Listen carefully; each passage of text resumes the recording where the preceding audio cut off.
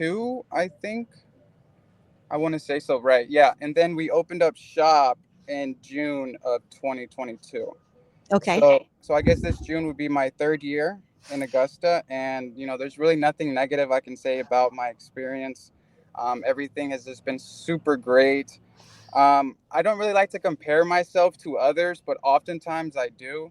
Mm-hmm. And whenever I do that, sometimes I'll see other franchisees who's probably entered as a solo operator, which how I did, and Okay. they transition into the growth model, and then sometimes they'll post their wins and such, and um, yeah, I don't really like to compare myself, so I just like to stay on my own track Mm-hmm. and just do my own thing. So yeah, that's just pretty much it. How I found Augusta is like a super long story. I'm gonna make it short. Um, so this all stemmed back to 2021 when my lady and I we took a trip with her parents to Puerto Rico, Mm-hmm. and there I was having conversations with her dad, and he was just pretty much asking me, what do I want to do in life? What type of career do I want? Because at the time I was just working at a landscaping company. Mm-hmm. I was just a foreman there. I was just pretty content, settled with the amount of money I was making. So he pretty much opened my eyes because he was asking me, how are you going to provide for my daughter? Because no one really asked me that type of question before. Mm-hmm. Not my stepfather. My dad died when I was 5 years old, and then my mom married my stepdad, but we never really had that type of conversation, Mm-hmm. in what I want to do in my life. So he really opened up my eyes, and from there, at that time, I was already like 8 years in terms of experience landscaping. So I pretty much said, why not? Let's just try to start my own landscaping company. So I just went on YouTube like I always do, and I just looked up how to start a lawn care company. And the first video I watched was just about equipment reviews, and that wasn't really what I was trying to look for. But then I found Nick Reed's video of the upflip and Yes. how he started. Mm-hmm. And I kind of, there's things I can relate to him, like personality wise. So I felt like, well, if he can do it, why not? Why can't I? For sure. So then the whole idea was for me just to start my own independent company. It was going to be called Francisco's Landscaping, Mm-hmm. because there's a whole backstory with that too. Because my birth name is Francisco Javier Santoyo, um, Wow. but when my stepdad married my mom, we legally changed my name to Frankie Stallings. Mm-hmm. So that's how I have that name. Um, Fantastic. right. Um, So yeah, so I was gonna open up Francisco's Landscaping. I was gonna create the LLC and just go from there. I didn't really have much capital on hand.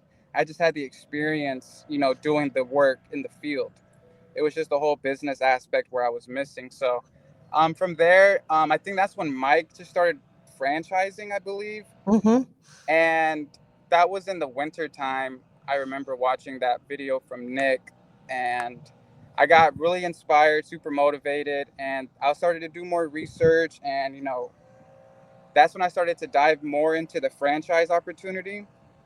And at that time, it was just out of coincidence that Mike had released the solo operator, Mm-hmm. and I saw an interview on, I don't know if it was YouTuber or not, of this guy named Eric from Mm-hmm. Largo, Florida, Yes. and he mentioned in the video that he was a solo operator. Right. And at the time, well, at the time, I believe the to buy in was $4,000. Yeah, So it was cheap. I thought it was a super great deal. Mm-hmm. I had a little bit of money saved up, but then with my lady's support, we were able to complete that. Mm-hmm. So from there, I looked up his location. I found his email. I sent him an email. I was asking him, hey, how's your experience been so far? And he gave me a quick reply that same day, and he just told me all the great things that you can receive with Augusta. And I just felt like I could probably be a perfect fit. And when I heard about the mission statement, to improve the level of professionalism in the landscaping industry, I felt really touched by that mission statement because I, for one, know the negative perspective people can have on landscapers, and how unprofessional we can be at times compared to the other trades like HVAC or plumbing. So I kind of wanted to hop on that ship, because landscaping is all I've been doing since I graduated from high school in 2015. So I said, why not? So looked more into it. I pitched the idea to my girlfriend at the time. Her name is Karina. We just got Nice. married over the weekend, by the way. No way. Congratulations. Thank you. Yeah, so I pitched her the idea, and at first she thought it was a scam. She thought it was fake or Too whatever. good to be true. Exactly, because I, for one, thought it was too good to be true as well, you know? And so I pitched her the idea. She was like, okay, let's do it. And, we bought into the franchise, attended training. She went with me, just so she can see firsthand, what it's like. And, she was fully bought in as well.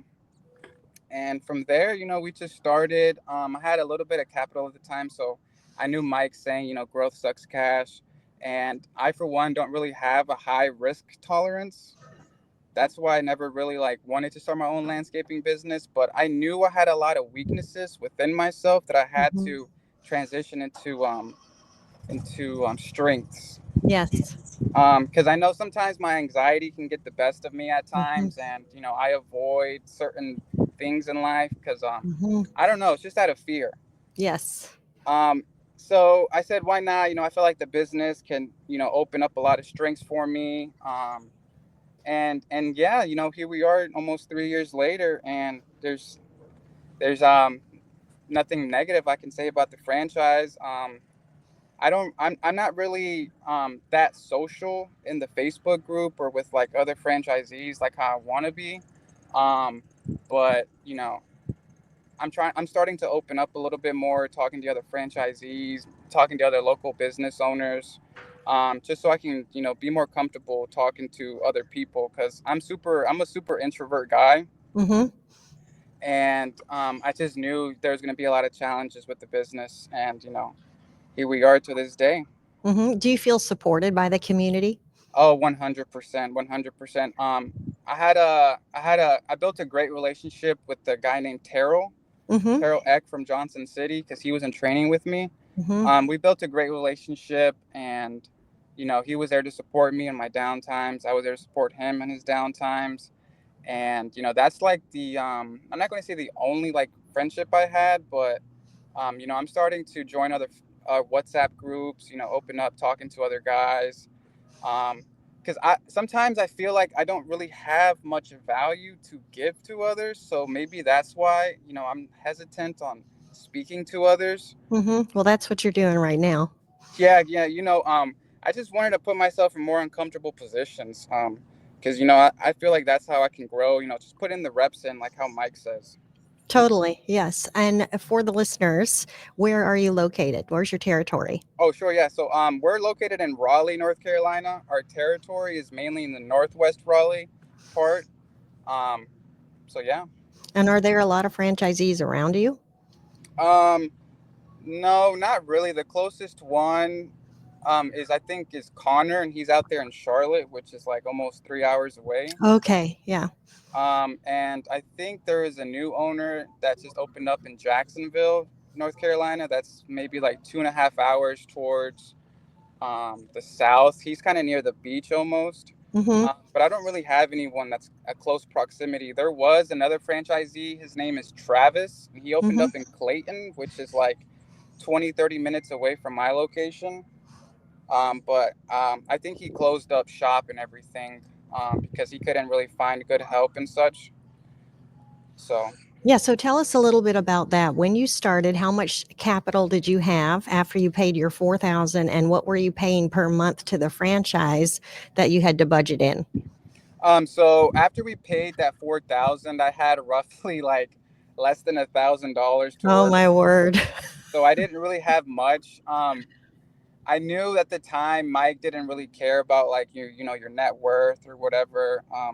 So I kind of felt like it was a perfect fit. And at the time we were paying $6.99 per month, which I thought it was the value that I receive is like way more than For that sure. little bit that we were paying. And then we did over 20,000 in 1 month, like a year ago, I think.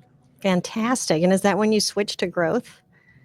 So at the time, I was just myself or my brother, my little brother Omar. I had a coworker too. My cousin, his name is Diego. He was working with us little part time on and off. But at the time, we hit 20,000, and I think when we hit the 20,000, there was a rule set up where we after you hit 20,000, you had a year to Okay. transition into growth model. Hmm. So from there, I had a year, and we were able to save a little bit of money and purchase our territory. That is fantastic. So the whole time you knew you were going to have to pay the remainder. And so were you budgeting throughout? It's very difficult for a lot of people Yeah. to prepare knowing they're going to have to pay that growth fee. So we were saving up a lot of money. I had to give a lot of appreciation to my wife, Karina, because she was really supportive, like on the financial side with our Hmm. personal bills. So a lot of the money that we made, I just reinvested it back into the business. Because without her, I always tell everyone, without her, I wouldn't be wearing Augusta gold. So I give all my appreciation to her. She's been super supportive, and we were able to. Well, I was trying to save like like between $500 and $1,000 every month. Just put it Hmm. to the sides into a high yield interest savings account, and so yeah, we were able to save up and purchase our territory, which I'm super happy we were did because at the time I was a little bit stressed out because I didn't know if I was gonna have to take a loan out Hmm. or go that route. So luckily we were able to do that. Yeah, and I'm so incredibly proud of how far you've come. It's pretty phenomenal. So tell us how you did on revenue the first year and where you are now. And by the way, everybody, we're in January 2025. Right. So when I opened up in June, that first half of June 2022, I was because I was by myself. I did around 50,000 that first like 6 7 months, Wow. and the following year we did like 165, I want to Hmm. say, and then just Incredible. yeah, and then just last year we finished a little bit under 200, like around 195. And do you feel pretty encouraged by all that progress? And where are you with your trucks and your team? Yeah, of course, I when I first started, and I learned about the 3F program, I invited my little brother to start working with me, because at the time he was kind of struggling with what he wanted to do, because he's 21 now. So at the time he was like 18, 19. So I thought it would be a great idea to get him on board, and he's been with me since. The growth that he's had has been incredible, Hmm. just because of the culture we have with Augusta. Always improving. So I also try to push that on him to listen to some podcasts, to some audiobooks. Um, so now and then last year we were able to purchase our second truck, which was a great moment for us. Hmm. We got it wrapped. We got the whole ramp rack set up. It did cost a little bit of money, but Yes. I think it was well worth it because it's a moving billboard. Every Hmm. time we're at a stoplight, I kind of see heads turn. So it's been great. Yeah, much appreciated that you're sharing that. So today is January 2025, almost February, and Yep. we just had our summit, and you received an award. What was that for? I received an award. Oh, did you? I don't think I did. Well, when we have our leadership meeting, it must be that we were talking about you because have been so proud of you and just hands down, just so pleased with your progress. So I wouldn't be surprised if there's one in your future. In my mind, it was that we had given you one because it was we just talk about you and just are so proud of how far you come. A lot of solo models do not transition into growth. Right. And the whole reason Mike started the solo model was because when he was 18, if somebody had given him that opportunity, he could have started so much earlier with all the support Right. and the things that Augusta provides. Right. Yeah. I don't know. I feel like just the timing with the whole franchise, and with the conversation I had with my father-in-law. I just felt like it was the perfect time for us to dive into Augusta. And I'm really happy that I found this community, and it's been super supportive. Because I'll see some wins that some guys post on the Facebook group, which really motivate me to continue doing our thing. Yeah. And you mentioned that you recognized within yourself that you needed to change. Was that because of that conversation with your father in law? And how did you change yourself? Right. Well, I've always kind of struggled with my weaknesses because I'm a really super introvert guy, so I don't really like to be social. I don't really like to put myself in front of others. I don't really like the spotlight at all. Mm-hmm. But at the time, he had an interesting story as well, which I can relate to because he's originally from originally from Chile in South America, Mm-hmm. and he came to the U.S. when he was 18, barely knowing any English, uh, Wow. right? And he had a very successful story here. He was able to get a really good job, support for his family. They had a really nice. Well, my from my what my lady says, they really had a good life, like a Mm-hmm. good upbringing. And I kind of wanted to be able to provide that for our future kids if we were going to Mm-hmm. have any. Mm-hmm. Just because I knew we came over here when I was 2 years old, and I felt like I had this pressure to try to make something of myself because Mm-hmm. pretty much all of my family lives in Mexico. I only have my brothers, my mom, and my uncle here, and then my in-laws family. So I felt like people from Mexico, my cousins, my aunts, uncles, they're looking at us, to see what we can do for ourselves over here in the U.S. Because there's a lot of opportunity over here, Yes. and that's why my mom brought us over here. She struggled a lot to get us over here, um, and I wish that my father were here because he had died when I was at a young age. And I maybe oftentimes I think, well, how could my life have been if he was in my life, growing Mm-hmm. up? Maybe I would have started my business, at a younger age. Who knows. Right. um, but I really feel like it stemmed from that conversation I had with my father-in-law, um, because he was telling me, you can't be scared. You have to do what you have to do it. Because there's a lot of people over here, that were born here that don't really take advantage of the opportunities over here. 100%. Yes. So I felt like, well, I'm over here. I need to do something. Mhm, mhm. So you recognize that, and then how did you start to make those turnarounds, your turnaround for yourself? Did you use podcasts, Audible books, start to surround yourself with people that had Right. gotten somewhere? Right. So when I was at training, you guys had the Audible program, Mhm. and I remember taking a picture of the username and the password, and You cheater. so I was able to get into there and just listen to all the amount of books that were up there. And I believe the first audio book I listened to was The E Myth Revisited Mhm. by Michael Gerber. And he really, well, at the time I felt like that entrepreneurial seizure happened to me. Yes. And that really just sparked a new light within myself to get started. And I'm always listening to audiobooks even when I'm working. I listen to a lot of David Goggins. I have him on repeat all the time. Well, you sure can't whine if you're listening to him. I know, right? Because there's times where sometimes my mind can get the best of me. And I always turn on Goggins to like try to make myself a little bit harder because you know I kind of want to be that way. Yes. And I always listen to Mike's content on YouTube, which is really helpful. All of the resources we have, with the franchise. um, so yeah, I'm always listening to audiobooks. The one I'm listening to now is called Endure by Cameron Haynes. Oh yeah, that's an intense book. Yeah, so I just literally started it this morning on my way into work. So Well, that's I dare you when you hire somebody to use what he used to get the men to join him for his expedition. Oh, I can't wait to get to that part. I'm only on chapter 2, and he's just talking about his life and bow hunting and things like that. Yeah, yeah, you'll love it. So, coming up to Summit, what was that experience like for you? It was a little nerve wracking for me.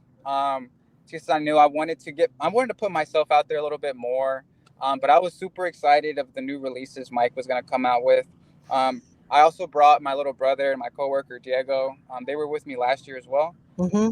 Um, and I don't know, it was like it was information overload, honestly. Yes, it's a lot. Right. And sometimes it's kind of difficult for me to comprehend a little bit. I had Hmm. to like listen to it to 2 to 3 times. So Yes. right now I'm just waiting for the videos to be released so I can dive into it.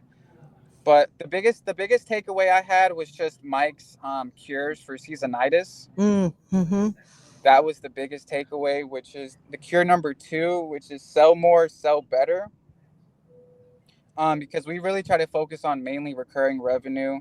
That makes up 80% of our revenue. And, I just want to try to maximize the LTV on each customer. And were you able to meet some of the franchisees to communicate with later on when you came back home? Yeah, I was able to meet some guys. The biggest person that touched me probably was Ricardo Hmm. Vargas. Hmm. Just hearing his video from the his submission video for the MVP award for Yes, co-pilot. Because I did see his turnaround like last year, and I wanted to connect with him, because I don't know, maybe it's because he's Hispanic or whatever. I felt like I could probably develop a easier relationship with for him. sure. Yes. Because there's not many Hispanics in our franchise. There's like a good handful amount of us. Another guy I met, his name is Diego. He's from he's not from Florida. Where he's from From Texas. Texas. That's right. Hmm. I met him, Diego. He's a really cool guy as well.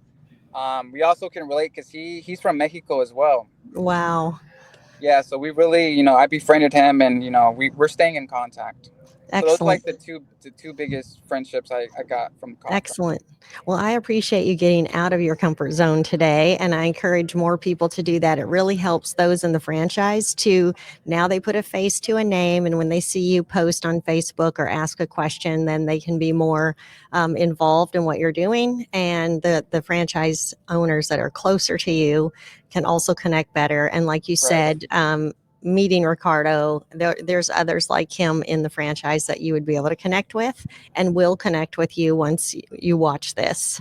And so, would you like to share something that's a favorite quote or something you could say to encourage some other young men in your place? Um, there is one quote um, that I always try to go back to is I may be misquoting it, but I think it goes in the words of like stop talking of what a good man should be, just be one. Oh, it's a good quote. Yeah, I probably misquoted it, but there's because growing up, I had a few friends, and they were always, talking big about doing this, doing that, and a lot of them were just talking, never taking action, Hmm.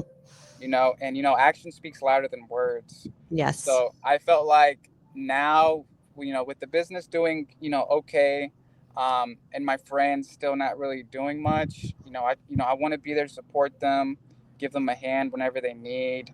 Um, but like, I just try to make my actions speak for itself. Hmm. That's fantastic. And your big goal, kind of what are you looking for to do in this year and long term? I don't know. I don't. It's hard for me sometimes to set goals. But the number one goal I have this year is just trying to get to at least 300 to 400,000 in revenue, Hmm. and then the following year try to get to 500,000 and just maximize for profit, because the Augusta business model that Mike just recently released, I feel like that could probably be a good ground for our location, and Hmm. possibly open up another location here within the next few years, with the give back program, which is Hmm. which is great. Hmm. um, so yeah. That's wonderful. Well, I appreciate your time today, and I know it'll encourage a lot of people, and I appreciate your bravery. Thank you. Thank you so much, Liz. Thank you for your time. You're welcome. You have a great day. Okay, you too. Bye bye. Bye bye.